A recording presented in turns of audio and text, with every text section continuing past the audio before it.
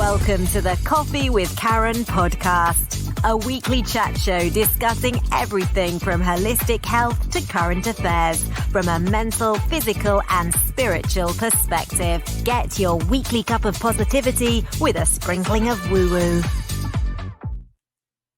Hello, welcome to the show. It's Tuesday, and this is going out live on Mintwave Radio. You can ask Alexa or go to the website karenrobertscoaching.com/Mintwave-radio. If it's via podcast, you can download the app for Apple and Android. That's Podbean. You please subscribe to any of the podcast channels that we have. So check out the network too.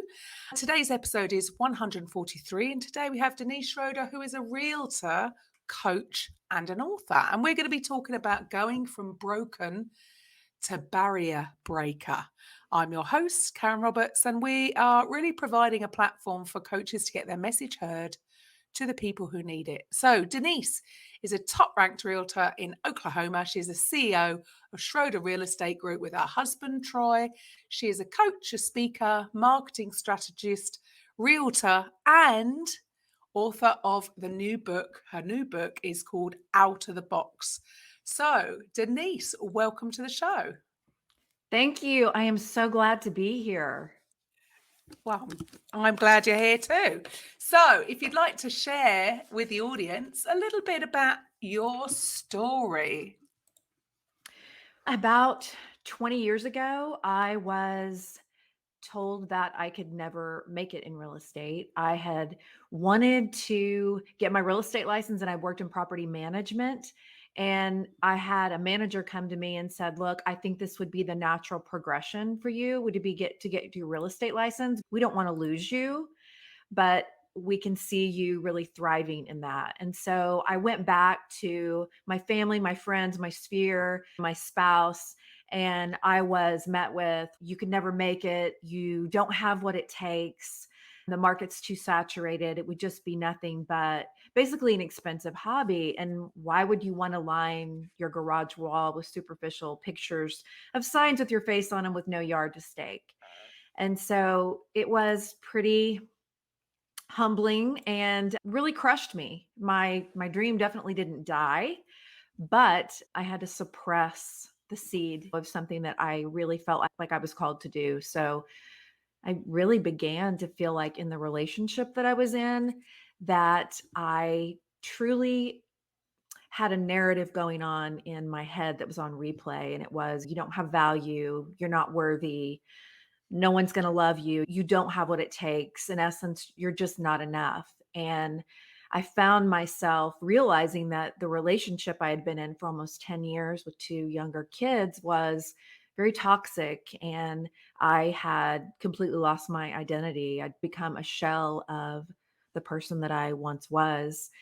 And I really wanted to rescue myself because I had lost my mom unexpectedly at the same time that I was hatching a plan to make a break and a separation from my husband. My mom had been misdiagnosed with a hernia when she was 49, and I just turned 50, so right at my age.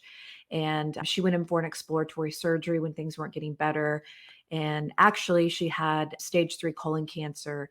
And the doctor was optimistic and said it was all encapsulated and she didn't even have to do preventative chemo. But the kicker to that situation was the doctor was in a hurry to get to a college football game and left perforations all throughout her colon. And so she was gone a few months later. So it seemed extremely senseless and avoidable. And it was just one of my truly greatest tragedies in my life. And so I was trying to deal with that along with getting out of my marriage. And I didn't have a self-esteem. I had no resources. I had no money. I had a lot of pride and a lot of humiliation and a lot of guilt and shame, feeling it's my fault. But I saw an advertisement on an Oklahoma City commercial, and it was from a reproductive center about donating your eggs. And though this seemed really diabolical, I did it. I went, I got screened, got approved to be able to donate my eggs. And I would receive $1,500, which at the time, this is over 20 years ago, that was enough to get me a retainer fee, get me a nest egg so that I could move forward in getting out of this relationship I was in that was so toxic. And I had to give myself injections 3 times a day for, oh gosh, it was probably 8 weeks or more. And I was swollen, I was bruised, I was a hormonal nightmare because I was trying to hide what was going on, couldn't tell anyone. It was a really kind of crazy thing that I did, but I felt like it was one of the things I was doing to rescue myself.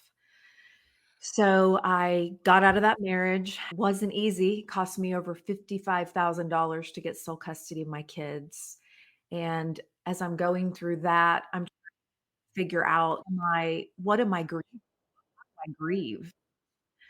I'm trying to get through the situation with my ex-husband and really feeling so much just depression where I could barely get out of bed. I felt like I had an elephant on my back. I could barely put my feet on the floor.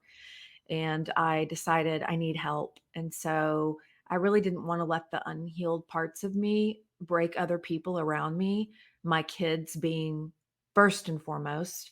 And so I remember the first appointment I had with my therapist, I went in and I said, I'm too broken to be fixed, but I'm here. I show up in my life for everyone, but today I'm showing up for me. And I did therapy for 2 times a week for 2 years, and it changed my life. She said, "We're gonna rebuild you. You're gonna rediscover who you are." And I told her, I said, "I wanna be Ford tough. I don't wanna just be rebuilt. I don't wanna ever be in this position where every thought or idea or decision is based on just creating peace in my environment." I just got completely lost in that. So that is what I did, and fast forward to a little bit happier time, I truly was healed in a lot different place, and in walks my FedEx guy. He was the sexiest man, he had the biggest smile, the biggest blue eyes, and he I saw him every day for 5 years before our first date. And once we had our first date, we quickly got married, which people thought we were absolutely crazy because together we were going to have 5 teenagers. 4 of them were girls. And so it was a circus to say the least. There was so much estrogen for my son and Troy to have to deal with once a month. They both wanted to run for the hills. But then within 10 months that we got married, we both quit our jobs with $30,000 in our bank account to become self employed. And we had so many naysayers, so many people just saying, "What are you doing? You're neglectful. You're not doing what's right as parents. You know, you're leaving these jobs, these safe zones with your benefits and all of that." And we said, you know what? We had locked arm in arm and we had committed to doing it. We had both wanted to live the American dream for a long time. And so we didn't do real estate at first, we did financial services. And in that, Troy's childhood friend told him that he was thriving with this company. And we found out quickly after we quit our jobs and had these 7 mouths to feed that he was going bankrupt.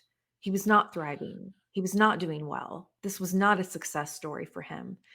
And so we felt really betrayed and we were having issues within this company too. So we didn't tell anyone in our life. We didn't tell our kids, our parents, our friends, no one. And we went out and started doing other things to make money in the interim to try to figure out what we were going to do. But we were not going back and getting a job. And so for another year and a half before we did real estate, and he finally came to me and he said, "Do you want to get our real estate license?" And you can imagine I like felt like the angels singing. And so I thought, this is what I'm supposed to do. So I told him, I said, this is not an option to fail. Like I've waited over 2 decades to do something that I felt like I was called to do.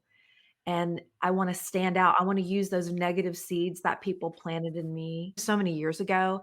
And I want to use those to pave our own lane, truly do things differently, really differentiate ourselves with our marketing, the way we present ourselves, our service, all of it. And I want to break through barriers. And I said, "Are you up for this?" Because after losing my mom at 50, I was 39 before I was going to step into my true career that I felt like. And I felt like I had a lot of time to make up for. And I had a paradigm shift when my mom died that if I died in 11 years, like my mom, what do I want to do? What do I want to check off my bucket list? My mom didn't get to check so many things off.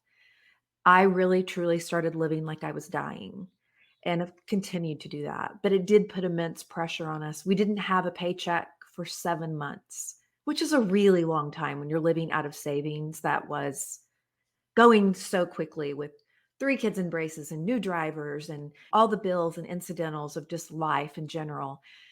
It was really difficult. And I remember calling my dad one day and I said, "Dad, you've been the one person that's never had a job. You've never worked for the man. And this is where I'm at. We're doing everything, all the actionable steps. We're door knocking. We're doing open houses. We're calling everybody and their brother's brother and telling them what we do and asking them to entrust us with their biggest investments. We're doing every educational class and nothing is happening. Like, why would God have me wait 2 years or 2 decades rather to do nothing, for it to be a complete flop?" And he said, "Because the harvest hasn't come." He's a farmer. And he said, "What have you watched me do your entire life?" And I said, "You watch the weather a lot because farmers live and die by the weather." I said, "But I've watched you plant and nurture and plow and disc before the harvest. And it's a long season before the harvest. But when it comes, it's fruitful when you do all the right things." And he said, "It's going to come." And so that last 5 months of the year, we sold 40 homes, which I think the average stat for how many homes the average realtor sells nationwide is like 4 to 8 homes. So selling 40 in 5 months it was no question this is where I'm supposed to be, but it was a lot of business at one time to try to navigate how to do the business and then get that much of it at one time. We were exponentially blessed. And from there, we brought HGTV to Oklahoma and we've done 4 exclusive episodes with them. And that had 90 million households that watched that show. It was massive exposure.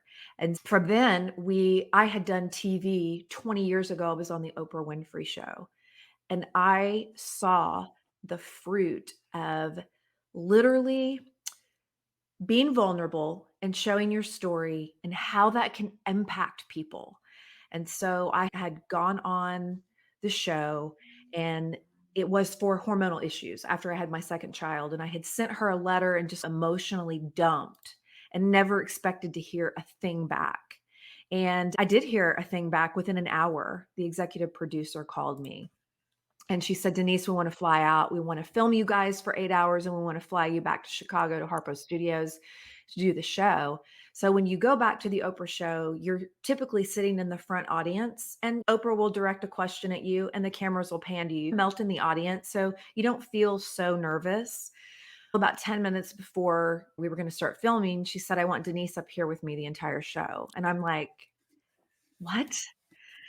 And so I stood up and I'm like trying to put my shoulders back and not have a deer in the headlights look. And I sit down next to her and she's doing sign language under her chair, getting someone to change her shoes that weren't comfortable. She's standing up and unbuttoning her pants, saying, "I had too many carbs for lunch," very down to earth.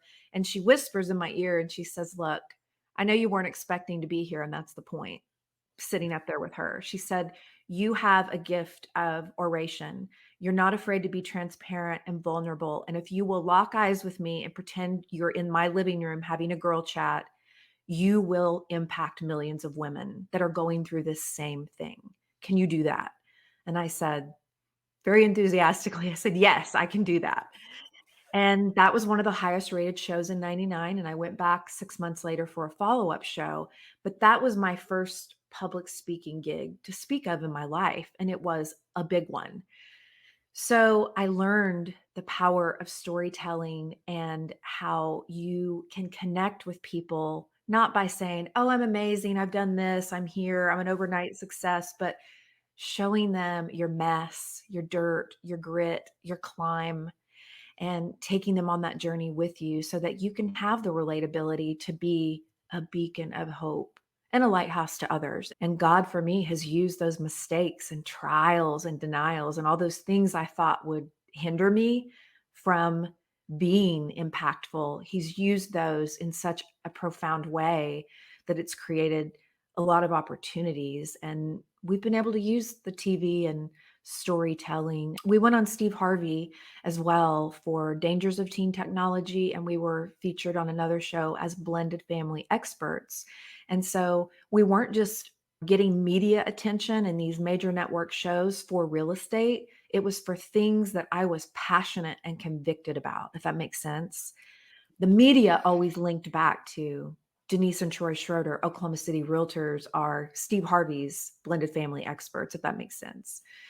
I did the Food Network recently, a couple years ago, and every time I was on the screen on my outtakes, it said Denise Schroeder, realtor. So it was this magical thing that I'm on these shows that have nothing to do with real estate, but it's always bringing it back to real estate in the media. And I think we can all Wow. ise our stories, whether Uh, you teach or speak or whatever. Absolutely. We all have a story. That is pretty incredible, that story just in itself. But isn't that interesting that that was obviously your passion, but now Mhm. you can look back, people stopped you pursuing that because they put it down. Yes. However, it was obviously at the right time. And this is so Oh, funny that absolutely. everybody thinks that success is just going to come overnight, but you're No. so right. So many people give up too soon because that sowing phase, yeah, man, it can last a very long time. But what I got from that story is just keep going. And so, where did you think this? You obviously had a massive, real belief in yourself at that time. Would you put that down to what you learned about yourself going through the therapy? Yeah, I knew that God had something greater, a greater purpose in my life. And at the time, I was just trying to be able to put my feet on the floor. Moving through the depression wasn't easy. I remember feeling like all these people were plucked from my life when really He transplanted people in my life for the season I needed them. And I can remember a time where I felt like I was being buried, like I could feel the dirt being thrown on my face, like I'm being buried alive. And then years later, I remember feeling distinctly how dark of a place I was in. And I thought to myself, I wasn't being buried, I was actually being planted. My soil was being completely disrupted. And that's how I felt. I felt like I was just reborn. And that wouldn't have happened without therapy and without self healing. Like it was a commitment that I wanted to get myself healthy and heal in the proper way because I wanted to be the best that I could for my kids. They'd already gone through so much. But you still chose. So many women out there, again, they just keep going, but they don't go through the healing process. What do you think drove you to actually, Mm. okay, I really need to deal with this? Because many don't, do they? They don't ask for help. Why do I you didn't think feel you like I had a came to that choice. point? I really didn't Mm. feel like I had a choice because my whole life, I've been a very happy, gregarious, positive person. And everyone around me is saying, "Who are you? What have you become?" This is not it's like there was an imposter in my body. And so I knew that I had to take that step forward and get out of my comfort zone. And I wanted better for myself and for my kids. And for me, I knew that I had to not wait for someone to send me a life saving raft. I had to rescue myself and decide I'm non negotiable. I'm not seeking permission to put me first and to heal myself. And to this day, I'm non negotiable and I don't ask permission to do things because when I have done that in the past, I've had people that didn't have a dream of their own try to steal mine. And so I guard that very carefully now. And I'm also very selective who's in my tribe. That is just such a massive lesson, I think, to people out there, because many have got this is life, isn't it? There's lots of trials and tribulations, and Yeah. there may be many women out there who do find themselves in a toxic relationship and they feel that it's not so easy to get out of it. And especially when there's children, of course, it's not easy, is it? But somehow you've found the No. strength to do it and then took it a stage further and realized that, yeah, okay, I need to deal with this now, because it's amazing how they can drain Mhm. your energy, And it drain. wasn't easy. I didn't wanna go to therapy every time. I was having to do historical trauma work, and it was hard. It was beyond my divorce and the loss of my mother. So I was doing a lot of work, but thank God I did it, because I wouldn't have been the person that I am today. I feel like it was like the building of a warrior. I had felt so broken and spilled out. And then by the end of it, I felt like I had this warrior spirit, and no one will ever break it again. I can promise you that. I love that. And I feel that. I can see it. I can feel it. So for you now, and how amazing that you're both working together. This is it's beautiful, isn't it? Because whenever I see couples that do that, one and one does not equal two. One and one can equal five, No, because it's a dance now. You have to be really careful to not get your job descriptions where they commingle and there's clear expectations. But we've sold almost 700 homes in 10 years with just the two of us. And so we live and breathe real estate, but we love it. We're empty nesters. And I got my family law mediator certification, not because I want to mediate divorces, but I did that because I got my certified divorce real estate expert certification here in Oklahoma.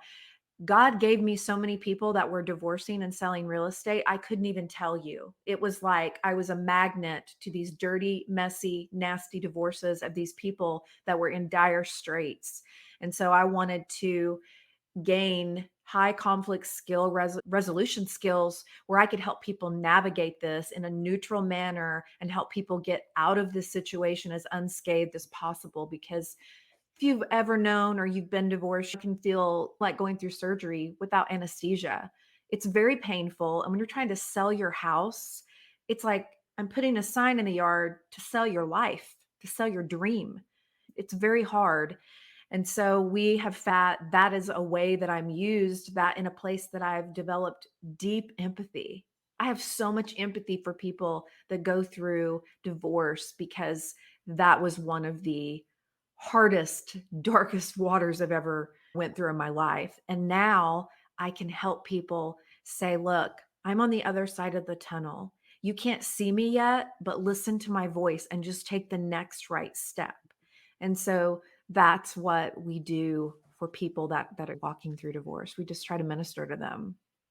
so you're not just selling houses, are you? This is so much No, more. I'm an unqualified therapist as well. Yeah.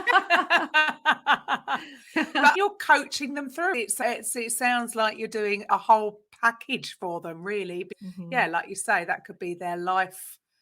Yeah, their life's dream, that house, and now they got Right. to get rid of it because they're splitting up. Your journey from broken, as you said, broken to barrier breaker. You sounds like that you smashed through that barrier. You didn't just open it and go through the barrier. You smashed your way through it. And that really that came from something that is pretty significant, isn't it? Bizarre, really, that it's from such turmoil. But do Mhm. you feel if you hadn't have gone through that, would that have pushed you enough to then go and do this? Probably not. I think the most amazing things that have ever happened to me have happened on the other side of sheer terror. I think that happens for a lot of us. We're in this little circle, our circle of comfort.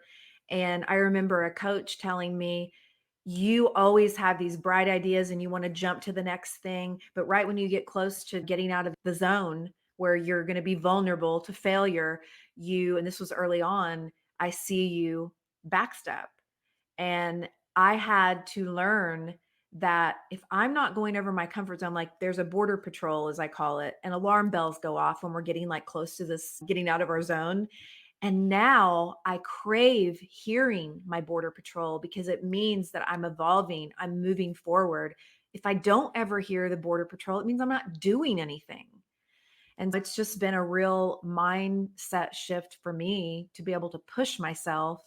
And I also think having a coach and mentors in your life is so important. We started seeking mentors that were not just living their life beautifully professionally, but also personally. Like they had a beautiful home life as well. They had successful relationships with their partners. They would hold our feet to the fire. Like we gave people full permission to be 100% honest. And you want people to be there to encourage you and hold their pom poms out of their back pocket for small victories too. But you also want people to say, step back and check yourself.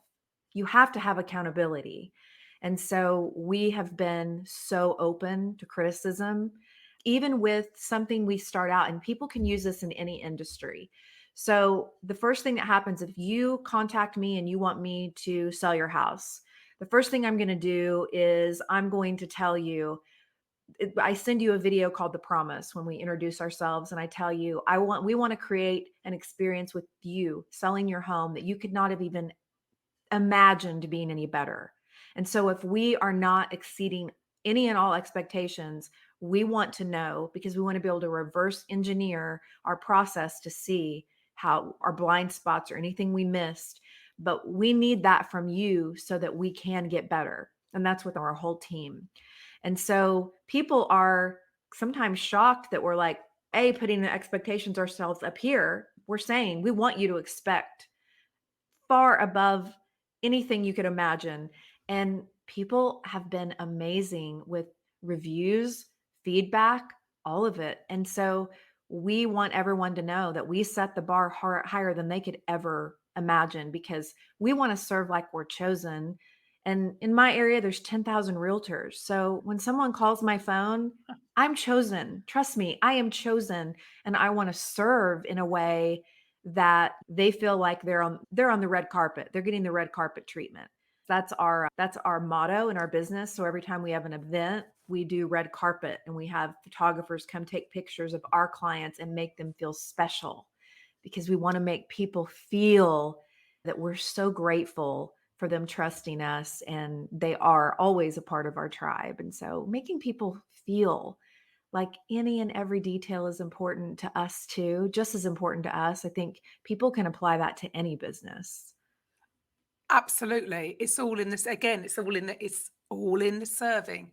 And just Yes. by even asking them, again, not many people ask for feedback, or yeah, you want to, I love the word Kaizen. It's just continually, it's a Hmm. Japanese word for just continually Yeah. improving.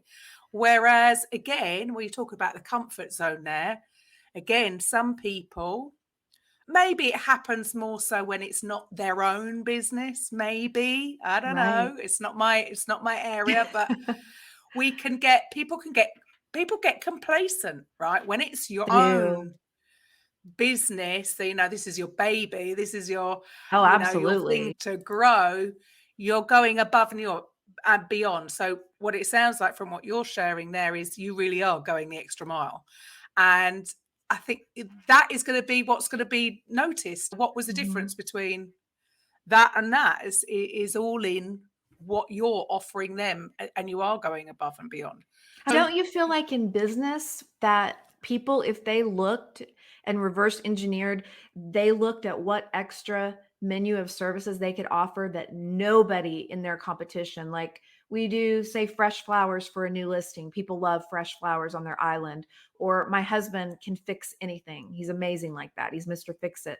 So if we have clients that don't have the ability, like we have a lot of single women, widows, they don't have the ability to put a bracket in their fence to reinforce something. We offer things in a way that we serve people. We're not expecting any extra charge or anything like that. We just do that as a way to serve. There was a guy that has a heat and air company, and he actually, like, if you're his heat and air client, he'll say, "What's your favorite item under $20?" And you might say a 4-pack of Taco Bell tacos, or you might say a certain flavored drink at the Quick Trip, or whatever it is.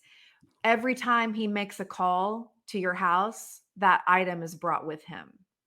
So it's just something that they do. And I thought, how cool is that? Or a tire place that anytime you have a flat tire, 24 hours a day, 365, they will come tow you to their place. You don't have to call AAA. You don't have to, all you do is you call this tire place that's local here, and they will come tow you for no charge. Don't you think you're going to be a customer for life? Absolutely. Like if we were Absolutely. all doing things like this, it just raising the bar. But again, people just, they get complacent, or they just get a comfort zone. They're not Yes, stepping out of their comfort zone. But again, if you don't ask what people want, how are you ever going to know? You're just going to keep doing the same thing that you've always done. exactly. But it's through, so really by being vulnerable, that's what I'm hearing from you about that story, is by being vulnerable and actually putting it out there for people to give you snippets of, okay, that would be good, and then you can add that in and add that in and add that in, so then your whole service is completely different to the competition. Absolutely. And then just doing things differently. If you got a house, I don't know in your area if the market's been crazy, but there's a lot of multiple offers. So if there's 20 offers on a house and my buyer's the one that we won the multiple offer bid, we'll show up at their door like a publisher's clearinghouse type winner. I don't know if you know what that is, but here it's, if you win, it's publisher's clearinghouse is a sweepstakes, and people, they come to your door to give you these big checks, $100,000. Okay, we do. Yeah, so we'll go to their door with this big poster board, like you got the house, and we come, we've got confetti and we got crazy hats on, and we ring their doorbell. And when they open the door, we're like, you got the house, doing things that create memories and make them feel really Love that. special. Yeah. And it's all That's about what I how do. they feel. So again, Yes. because everything, yes, it's all going to be, they're never going to ever forget you, are they? I hope not. I hope not. That's the goal. Love that. So with you, what made you, you're an author, right? So again, she's not just a realtor. These are realtors with a difference. There's not just that aspect of it. You're helping people going through their divorce. So you're a therapist on top of that, Yeah. but you're an author too. So what Yeah. drove you to write is this your first book, or is just this the latest book? This is my first book, and kind of during COVID, I'd been feeling like a stirring. Some people, they want to hold their business secrets close to their vest. They don't want to ever share anything with anyone because someone might duplicate it or copy it. For me, I felt convicted to write this book, and I wanted to share unique marketing approaches that we've been able to use to exponentially grow that I knew would be applicable in any business. And we've done a lot of speaking, teaching, podcast guesting. I wrote the book. We've done massive major network TV shows and series. And that has been a unique branch of our business that I feel like people, they don't utilize because they think, well, not everybody wants to be on TV or is good at that. But we all have a story, and your local newspapers are always looking for content. They're looking for people to come teach at their high schools and their college universities and pour into people. There's ways that you can get out there and share your story and impact your communities. And that creates reciprocation too. So I think when you're doing things from a servant's heart, a lot of blessings come from that, don't you think? Yeah, absolutely. But like you said, there's, and I do think that comes from the scarcity mindset. Oh, They want to absolutely. keep it close, and which is why I suppose this whole thing came about. I wanted to create a directory of coaches because I thought, for one, anyway, I don't believe in competition because you will resonate with who you resonate with. And look, I've got mad pink hair. I'm not necessarily going to attract certain corporate types, say, but hey, there might be somebody else there. Like, none of us are in competition, and every quote unquote coach, like, what is it you're doing? Who are you serving? What problem are you solving? How are you helping? Everybody's doing different things. And that was where this whole thing came from, rather than people being in competition. Why don't people collaborate more? Because there's Mhm. a fear of, or they might take what's mine, or It's so nobody's, true. yeah, nobody can take what's yours. That was yours, and that was there. And There's enough for Mhm. everyone. There's enough There for is. everyone. My mom taught me there's enough sunshine for all of us. So I've always had that mindset, being happy for other people when they win. Pay attention who claps when you win. It's very telling. It's very telling. And sometimes not in a good way, but you get clarity.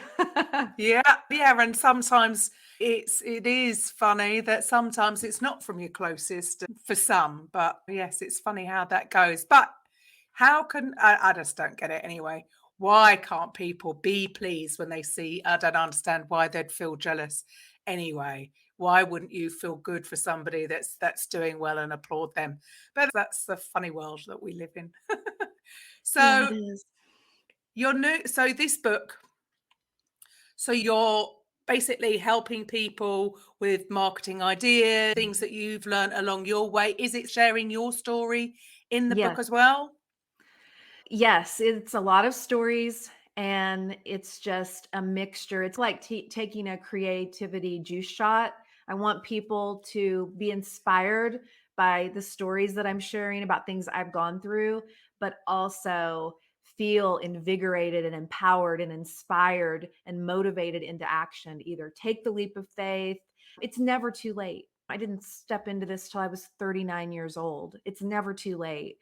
So I think sometimes you don't always have people around you in your tribe, like I didn't 20 years ago, that would encourage me that you can do this. I had nobody in my life at that time that was speaking life into me like that, of abundance. And a lot of people say, I don't have the money for coaching. You can also get on and listen to podcasts like yours and have mentors.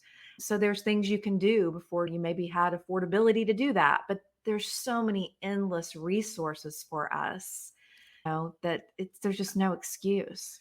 There is no excuse, not in this day and age. It is. No. We've never lived in a better time for like you say, the things that are out there that can help Yes. with your business, that can help speed things up, do a lot of the heavy work for you.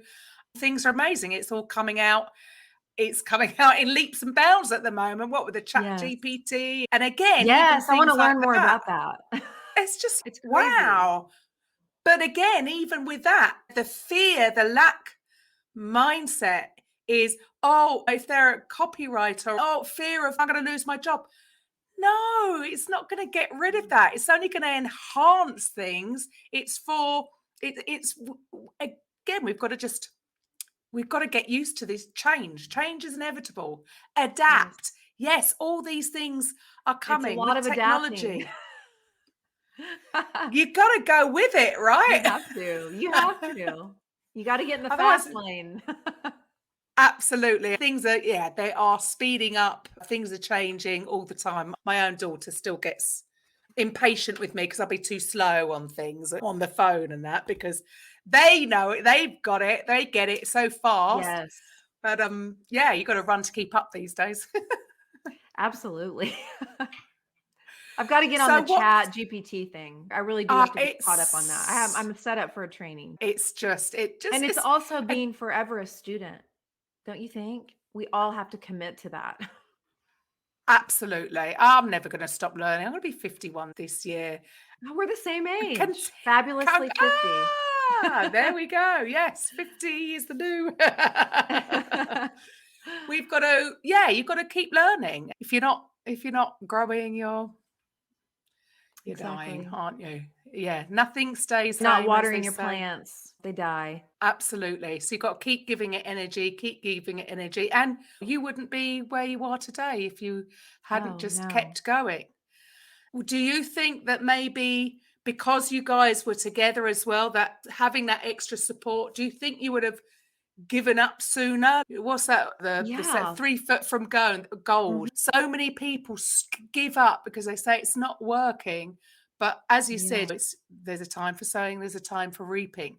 But without having that extra support or having somebody by your side, as should we Oh, say, yeah. that is supporting you emotionally, as well as if you hadn't have had that, look where you were before. Yeah, and things that just the opportunities that come, it was so much easier to do it with us together because we were a force that couldn't be reckoned with. And fast forward 10 years in the business, we just started hosting a show that's all over the US in major markets, but it's called The American Dream. And it's amazing that I'm a host of this show because we go out in our local communities and we're highlighting business owners, influential people, charities. And I'm getting to highlight people just like myself that had a dream and they've made it come to fruition, and giving them a spotlight to tell their story. So it's just been the coolest thing to come full circle. And now it's about everyone else's stories too. It's not always about our story. We're great. We do this. We sell lots of houses. It's earning the right to tell other people's stories. Love that. That's all I do all day, Denise. Yeah. That's all I do is they said, this is what I've realized for me. This is what I'm here for, to hold a space for other people to share Yes. their stories. It's not that it must be, I'm just genuinely curious. It's great to hear these Yeah. inspiring. It's for transformation. There's so many people out there that are struggling right now. And as you said right at the beginning, it all starts with, it's all mindset. It's all mindset. Yes. But when you're in something, so that's why, yeah, you've got to get your story out, because then they think that, oh, there's hope for me. You know, so many people that are Absolutely. stuck, maybe being put down, like you said at the beginning, being with your ex in a toxic relationship, being told constantly, and I've been there, having your whole, I call them energy. Sorry, what's it called? Energy vampires. That's it. I forgot what's Yeah. called. They're energy vampires. They're just sucking everything out of you. And then of course, when you are in a low vibration, it's very difficult to find your way It because you're is. only down here. So that in itself, by hearing your story, hopefully that's a bit of a lift for anybody that is feeling stuck, that there is hope. Yeah, and I Yeah. think behind every strong person is a story that gave them no choice. That's what I live by. I wanted to be the type of women that showed other people that realized they can do it too. If Yeah. I can do it, you can do it. And that's the thing, like you just said there, it's sometimes if we're too comfortable, then we can get complacent. People don't have the same drive. It's quite often when people are backed, they've got their back up against the wall, and Oh then yeah. they make a decision that they're not having it anymore, and they come out, which is just, isn't that a weird sort of mix? Do you not It think that is. sometimes It is. it's like we have to go through those lows to, yeah, to appreciate the highs. Yeah, and I think that a lot of people, in sharing my story, I've heard people are like, "Oh my gosh, how am I going to get through this?" And then you fast forward to when you're on the other side of the tunnel and you're looking back and you're like, "Okay, number 1, I see the lesson, but number 2, now I look at it as a gift." Not when you're going through it, but on the other side. I have to look back and say, it was one of the greatest gifts given to me because my children have gotten to watch me crawl and scratch and climb my way out of the bottom of the well that I had seemingly no way of escape. And they've gotten to watch me be tenacious and faithful and non-negotiable in my life, and really strive to show them, if you can dream it, you can do it. And I know they believe Absolutely. that. My son's in law school right now at the top of his class, and I feel like maybe in some small way, him watching me do the things I've done gave him the confidence. I hope that I played a part in that Absolutely. some way. Absolutely. And just imagine if you had stayed, Mm, what a different story that would have been. Even then, as an inspiration for, yeah, look, you don't have to stay stuck. There is right. another way. And yeah, I know it's never easy, but there is a way. Love it. Love it. So is your book actually, has it already been released, or do you have a date yet? It just got released in October. So it's on Amazon out of the box, Denise Schroeder. It's super easy to find. And there's an ebook and a paperback. And if anyone does read it, I would love feedback. I'm serious when I say I like feedback. So I would love to hear if the book resonated in any way with you. Working on Awesome. another one, so I'd really like feedback. Okay. And are you going to give any clues there what that's going to be about, or are you keeping that stum? It's still really in its infancy because we're going a couple of different ways. So my publisher's, let's not start. She knows how I am on social media. She's, let's not start plugging that yet till we get this really refined. So it'll be soon. Awesome. So for you, what is it? Is there anything else that you're looking for or that you're looking to help people with? I basically just have been focusing on sharing my story. I sell a lot of real estate, and what I found for me is I've moved from a place in my life from proving myself to being more purpose driven. And so I do a lot of volunteer teaching and speaking and podcast guesting, and that is what fills my cup. Yes, I love what I do. I love serving families and helping them get the most money and get the best deal on real estate, but it's a different kind of fulfillment when you are sharing your story and you are seeing the fruits of seeing somebody like develop their get up muscles, and that maybe you had some kind of a way that you gave them the confidence that there's someone there to help pull them up. And there's also someone there to walk arm in arm with them. And so that's just been so rewarding for me. That's been my focus. Awesome. Any good things coming up with speaking engagements? For May, it'll just be the podcast guesting that I have, and I'm booking conferences and summits. So I don't know the exact dates in May yet, but I'm sure there'll be some. I'm doing them every month. So how do the listeners get in touch with you? They can find me really easily on Instagram at Denise Sells Oklahoma. It's a really easy way to find me. And you can also go to deniseandtroy.com and you can message me there. I'd love to connect with you and start doing life with you on social media. Awesome. That's brilliant. So thank you for your time today. Thank you It's for been a having me. It's been great lovely. conversation.